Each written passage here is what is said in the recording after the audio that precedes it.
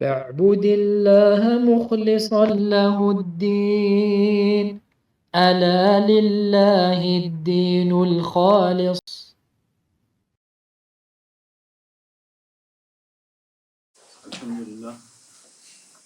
الحمد لله والصلاة والسلام على رسول الله وعلى آله وأصحابه ومن والاه. أما بعد، أحبتي الكرام، السلام عليكم ورحمة الله وبركاته. فنواصل دروسنا حول القرآن الكريم. وذكرنا في درسنا الماضي نزول القرآن المفرق بعد أن ذكرنا نزوله الجملي.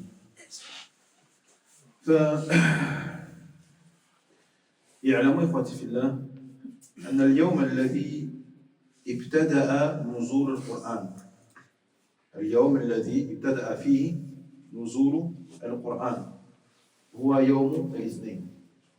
يوم الاثنين. عن قتادة أن الرسول صلى الله عليه وسلم سئل عن صوم يوم الاثنين.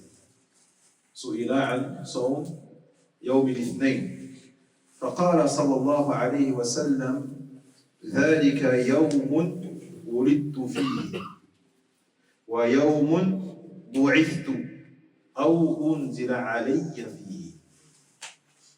طيب، إن هذا اليوم يوم الاثنين يوم ولد فيه رسول الله صلى الله عليه وسلم، وكذلك يوم أنزل عليه القرآن. رواه مسلم. ومدة هذا النزول على النبي صلى الله عليه وسلم كما قلنا 23 سنة. 23 سنة على القول الراجح. 13 بمكة، 13 سنة بمكة، و10 بالمدينة، والحاصل 23. طيب، بالمدينة إذن 10 بالمدينة و13 بمكة، وهذا بعد بعثته عليه الصلاة والسلام إلى وفاته. Donc on a vu la nuit dernière que le Coran al-Karim a été descendu de deux façons. Une façon Jumali, en une seule fois, dans sa globalité, وهذا في بيت العزة, au ciel le plus proche de la terre, et cela a duré qu'une seule nuit. Layla wahida. وهذه الليلة بشير, c'est quelle nuit? نعم, Laylat al-Qadr. Puis on a vu que Allah Tabarak wa Ta'ala a aussi descendu le Coran d'une seconde manière, qui est la descente fragmentée ou la descente progressive, le Mufarrak. Et on a vu que cette descente elle a duré 23 années. Elle a duré 23 années. Sachez également, mes frères, que le début de cette descente, de la descente progressive, fragmentée, a été fait un lundi. Un lundi.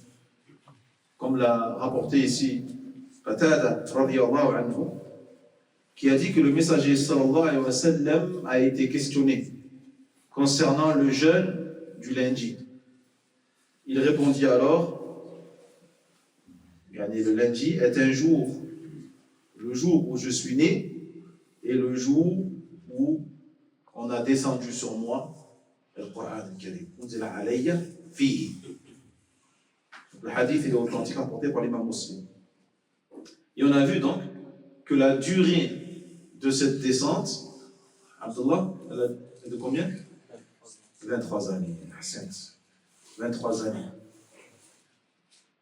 Combien elle a duré à la Mecque? Combien de temps ça a duré à la Mecque avant qu'il fasse la hijra? En tout. 13 ans. Non, 13 ans. 13 ans à la Mecque et donc à Médine. Le reste, c'est-à-dire à Ashra Sanawat, 10 années. Et ce, jusqu'à sa mort, alayhi salatu wassalam. حكمة. يعني ما هي حكمة هذا النزول المفرق؟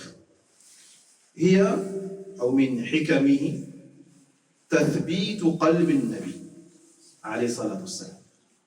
تثبيت قلب النبي صلى الله عليه وسلم، كما قال الله جل وعلا: وقال الذين كفروا لولا نزل عليه القرآن جملة واحدة.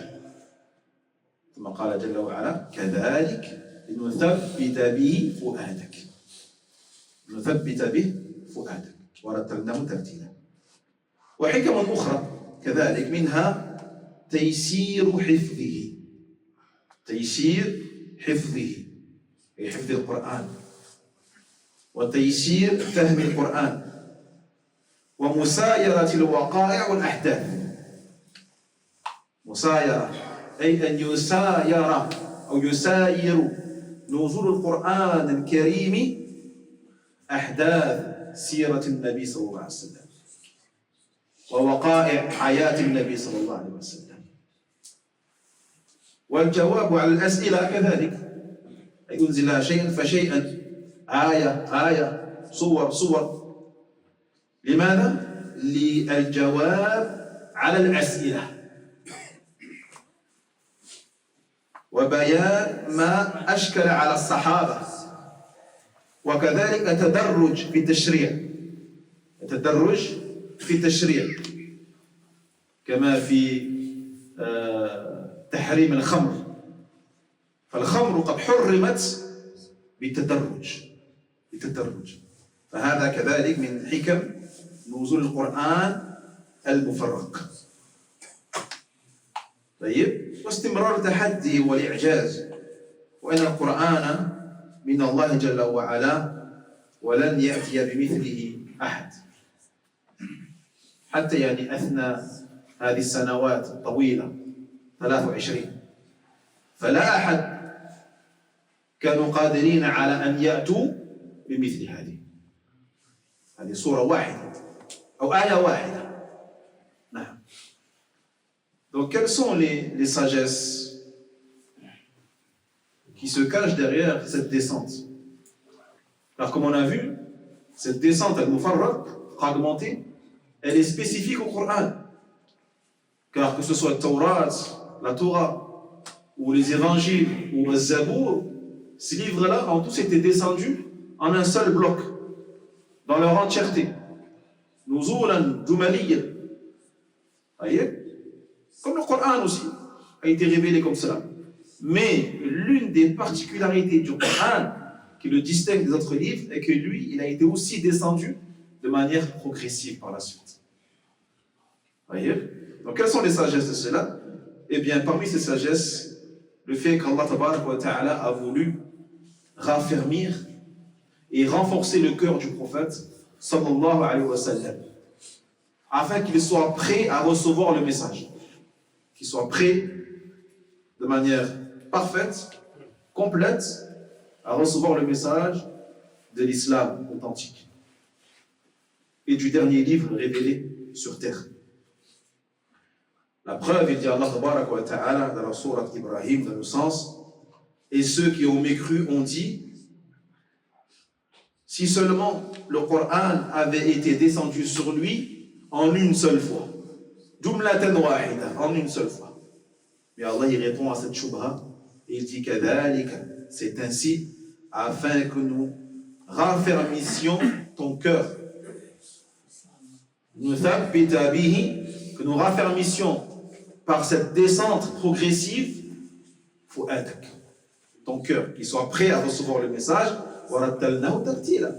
et nous l'avons donc descendu, révélé de manière progressive. Et il y a d'autres sagesses encore parmi elles, le fait que Allah a voulu faciliter la mémorisation du Coran. Car si le Coran avait été descendu en une seule fois, il aurait été bien sûr beaucoup plus difficile de le mémoriser.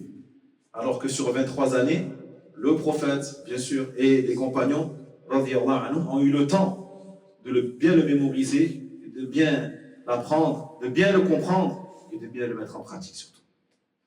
D'accord? Naam. Parmi les sagesses de cela, le fait qu'Allah Tabaraka wa Ta'ala a voulu que le Coran accompagne la vie du prophète, accompagne les événements de sa vie. les incidents, les batailles qu'il a eues, les relations qu'il a eues avec les autres peuples, dans sa da'wah, avec sa famille, avec ses compagnons. Donc Allah tabarak wa ta'ala a voulu que le Coran al-Karim accompagne ainsi toute la vie du prophète Mohammed sallallahu alayhi wa sallam depuis sa prophétie, c'est-à-dire lorsqu'il a eu donc ses 40 ans, jusqu'à sa mort, c'est-à-dire lorsqu'il a eu 63 ans. Parmi les sagesses de cette descente également, le fait que le Coran, certains versets ont été descendus lorsqu'il y a eu des questionnements posés par notamment les compagnons. Donc lorsque les compagnons posaient des questions, Allah tabarak wa ta'ala y répondait parfois directement à ces questionnements en descendant des versets. Et parmi les sagesses également, le fait d'exposer certains litiges qui opposaient peut-être des gens ou des compagnons entre eux. Allah tabarak wa ta'ala descendait ces versets-là, comme il a descendu Ayat al-Ifk, les versets concernant le mensonge proféré à l'égard de Aïcha radiyallahu anha, qui a été accusée de certaines choses. Et Allah tabarak wa ta'ala, qu'est-ce qu'il a fait? Il a descendu des versets pour l'innocenter. Pour innocenter la mère des croyants, notre mère Aïcha radiyallahu anha. Et parmi ces sagesses également, le fait qu'Allah tabarak wa ta'ala a voulu légiférer certaines lois et certaines règles de manière progressive aussi. Et j'ai donné en arabe tout à l'heure l'exemple de l'interdiction de al-khamr, de la boisson enivrante. La boisson enivrante. Donc il faut savoir qu'Allah tabarak wa ta'ala ne l'a pas interdit tout de suite. Il n'a pas interdit tout de suite. Il a commencé d'abord par inciter les compagnons à s'en écarter, à le délaisser, mais sans l'interdire tout de suite. Puis sont arrivés petit à petit des versets jusqu'à l'interdire totalement. D'accord? Donc ça c'est aussi une des sagesses de ce pourquoi le Coran a été révélé de cette manière. Et également le fait que Allah tabarak wa ta'ala a voulu aussi montrer aux gens durant ces 23 années que personne, malgré toutes ces années-là, ne sera capable de reproduire un seul verset semblable, avec le même style, avec les mêmes significations, les mêmes sagesses, la même richesse que la parole d'Allah tabarak wa ta'ala. Allah leur a donné 23 années. Et durant ces 23 années, et jusqu'à aujourd'hui, personne n'a été capable de reproduire un seul, ne serait-ce qu'un seul verset, comme les versets d'Allah subhanahu wa ta'ala. نكتفي بهذا القدر إن شاء الله ونسأل الله جل وعلا أن يحيينا على السنة والتوحيد ومفارقة الشرك والبدع والعلم عند الله وآخر دعوانا أن الحمد لله رب العالمين وصلى الله وسلم على نبينا محمد وعلى آله وأصحابه